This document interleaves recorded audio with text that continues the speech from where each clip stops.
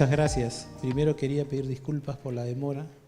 No fue fácil estacionar, pero bueno, en fin, ya estamos aquí. Bueno, primero queremos agradecer a nombre de la Cámara esta invitación. Segundo, creemos que todo mecanismo para acreditar buenas prácticas y para poder difundirlas en el sector, en el tema de la obra pública o de las concesiones, que es lo que, digamos, maneja Capeco más claramente, es bienvenida, ¿no? Yo creo que los gremios tenemos que hacer un esfuerzo muy consistente por adoptar buenas prácticas. Hablando en primera persona, nosotros hemos modificado nuestro código de ética para poder sancionar delitos como los que hemos vivido recientemente, para los cuales el código anterior no servía. El código era casi como el código de un club, ¿no? Donde si pagas las cuotas y te portas bien, pues sigue siendo socio. Entonces eso se ha tenido que cambiar. Luego estamos tratando de adoptar justamente este tipo de buenas prácticas, ¿no? Este ISO 37001 es uno de los temas que está dentro de nuestra agenda. También por el lado del desarrollo inmobiliario, la creación del defensor del cliente inmobiliario, porque también tenemos ahí la necesidad de ser transparentes, de ser competitivos y de dar buenas señales. Luego, un tema que para nosotros es importante es involucrar a otros gremios en esto. Y estamos trabajando un pacto ético en la construcción con los colegios profesionales y con los sindicatos de construcción, ¿no? Para poder tener una visión integral de la lucha contra la corrupción. Y dentro de este pacto, dentro de este esquema de buscar buenas prácticas sectoriales y ya no solo empresariales, hemos planteado algunos objetivos, ¿no? Para reducir el riesgo de la corrupción. Primero, hay que establecer una meritocracia en la gestión pública, empoderando y protegiendo a los funcionarios públicos honestos y competentes, sobre todo aquellos vinculados directamente a los procesos de contratación y a los mecanismos de control de la administración estatal. En muchas partes de nuestra administración pública hay lo que se llaman islas de excelencia, ¿no? Habría que procurar empezar a hacer esto también en los mecanismos de contratación pública. Ahí nosotros tenemos un tema que es importante considerar. Nuestros funcionarios públicos no están empoderados, tienen un régimen laboral por lo general que no los protege y las normas no necesariamente promueven la lógica de defender las decisiones, vamos a decir, sensatas. Por eso es que nuestros procesos de contratación están llenos de arbitrajes o de litigios, porque los funcionarios muchas veces no quieren tomar una decisión por sí mismos porque sienten que no están lo suficientemente empoderados. Empecemos por un pequeño grupo que tenga que ver con los proyectos más grandes para poder garantizar que poco a poco esto vaya permeando hacia el resto de la contratación pública. Un segundo tema es que tenemos que modificar radicalmente el modelo de contratación pública en todas sus modalidades, es decir, en la obra pública y en los procesos de concesión, porque a pesar de que todos los años cambiamos la norma, siempre hay el riesgo cada vez mayor de que haya corrupción. Ahora se han implementado medidas para generar discrecionalidad en los funcionarios y nosotros creemos que eso es un error, eso más bien empeora el procedimiento. Y acá debemos apelar a tres mecanismos concretos. Uno, por supuesto, son las buenas prácticas de las que estamos hablando, que los contratistas, ¿no?, las adopten porque eso genera un marco para que esto funcione. Segundo, plantear el uso de medios tecnológicos innovadores para reducir los márgenes para actos impropios o delictivos. Quiero reseñar la experiencia de Chile, en donde la obra pública, a partir de determinado monto, se presenta en un sistema, digamos, informático que permite controlar el proyecto desde el diseño hasta la finalización de su uso, es decir, durante toda la vida útil, generando menores riesgos de malos proyectos, menores variaciones de presupuestos, mejores oportunidades de control y supervisión y sobre todo que se cumplan los programas de operación y mantenimiento. Esa tecnología está disponible, en otros países es un software libre que los estados adoptan para poder beneficiar a todo el sector de contrataciones del Estado. Los chilenos les ha tomado 7 años y están en pleno proceso para lograr que todas las obras públicas vayan en esa línea. Otro elemento es hacer intervenir actores relevantes.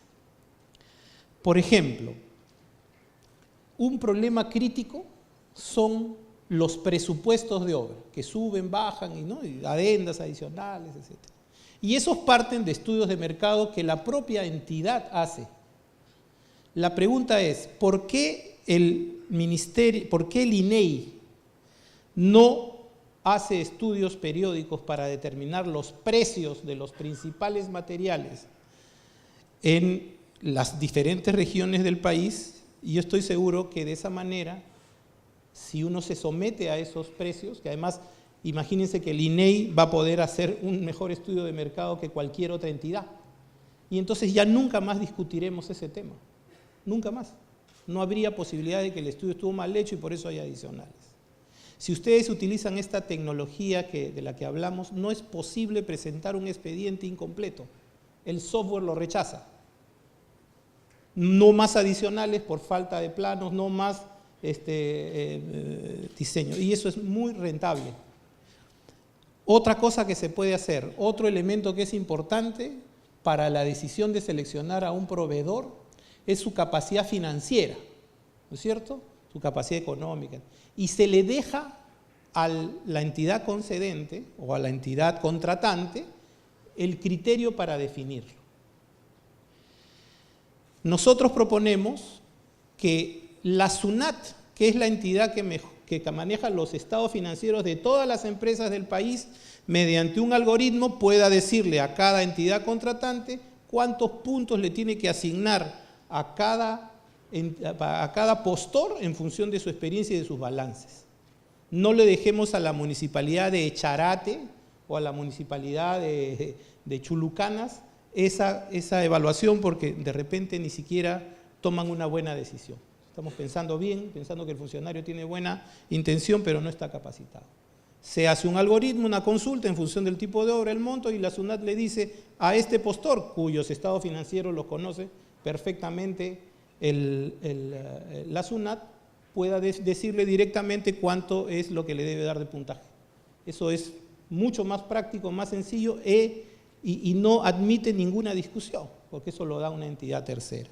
Otra de las cosas que está en la mente de la gente es la falsificación de la experiencia de los planteles profesionales. Es otra historia, ¿no? Que está llena de esto nuestros procesos. ¿Por qué los colegios profesionales no son los encargados de acreditar la experiencia de sus asociados?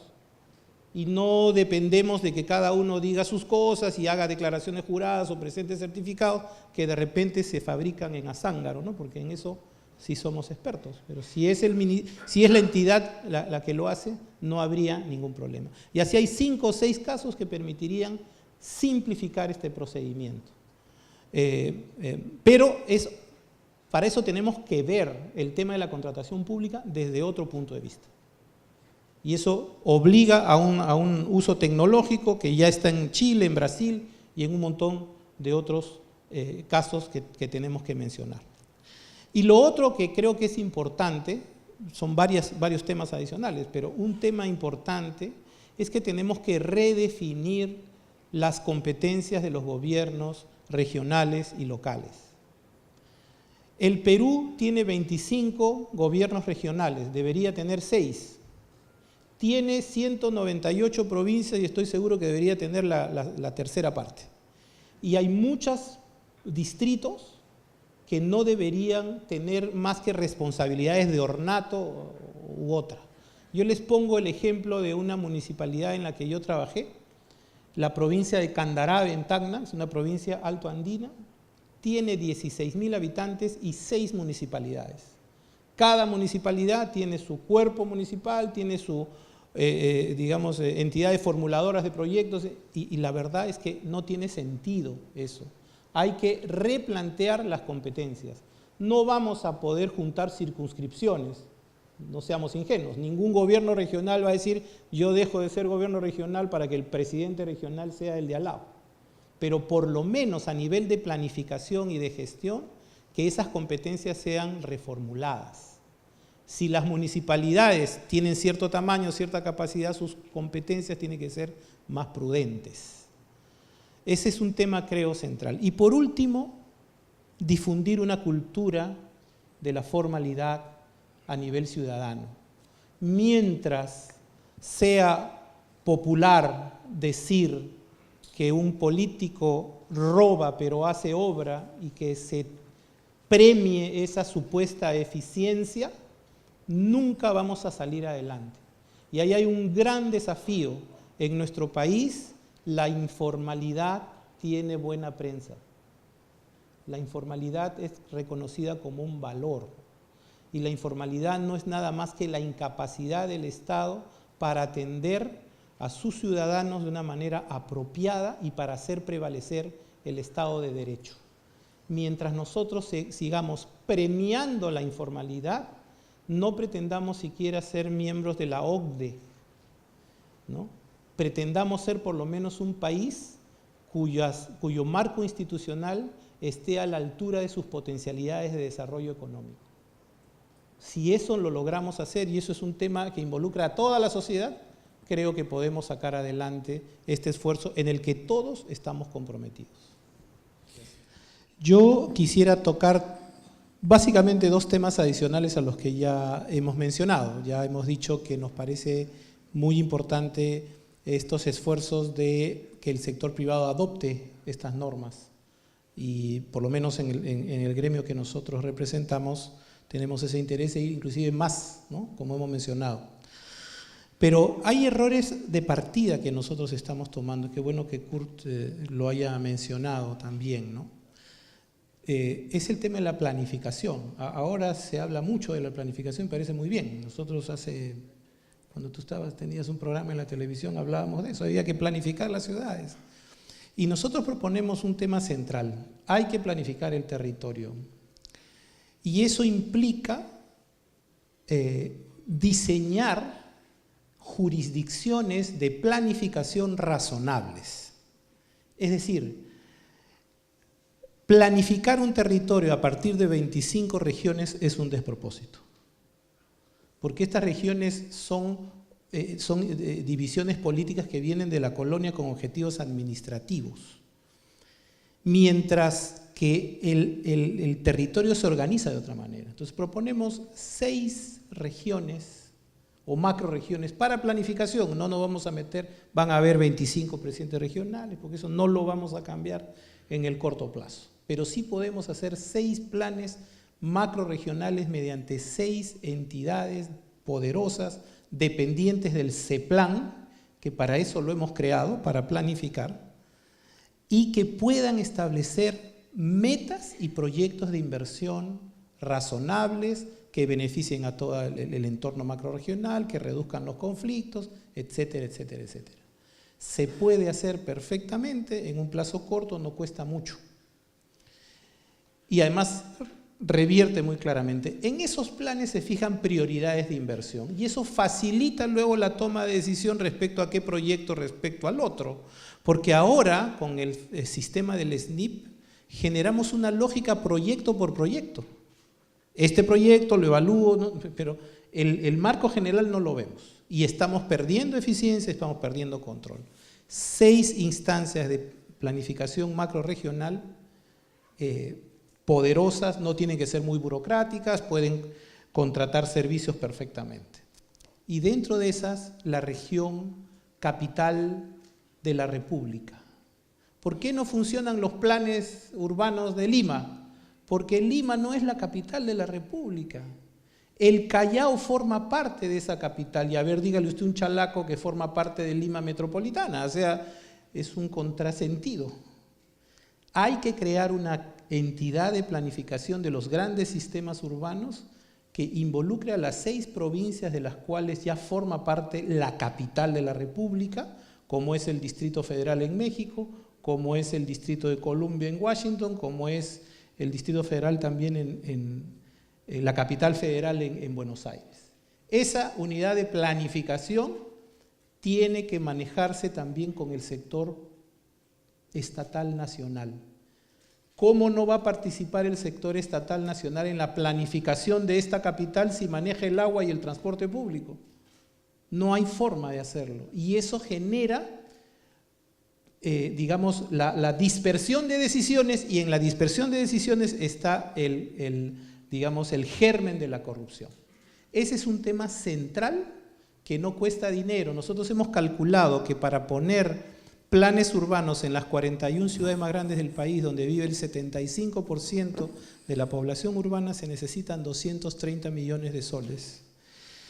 Si lo hacemos en 3 años, estamos hablando de 80 millones y el Ministerio de Vivienda tiene un presupuesto de 7.000. O sea que por plata no es. Y encima, si se le pone una tasa a cada propietario por cada metro cuadrado que el plan le habilita para construir, entonces se paga solo. Digamos que si queremos ser exigentes con la inversión, pues no costaría nada al Estado, se vuelve en un tema financiero. Ese elemento es central porque también en estos planes hay que funcionar y se genera riqueza. Por ejemplo, el presidente Kuczynski quiere hacer el tren de cercanías, ¿no? entre Huacho e Ica. Si no se planifica ese eje, se va a convertir en pasto de invasión. Y en vez de una oportunidad, estamos generando un problema. Y fíjense, en otros países, estas infraestructuras se pagan con los metros cuadrados que se construyen. Nosotros hemos visto en Londres un tren urbano, al concesionario se le dio los metros cuadrados que se iban a construir al lado, le costó 0 al Estado. Y encima se genera densidad para hacer rentable la infraestructura. Nuestra legislación ya registra esas oportunidades. Y es mucho más fácil controlar eso y por lo tanto reducir riesgo de corrupción que pequeñas intervenciones de una en una. Ese es un tema adicional que quería mencionar y hay propuestas muy concretas para trabajar. Muchísimas gracias. Gracias por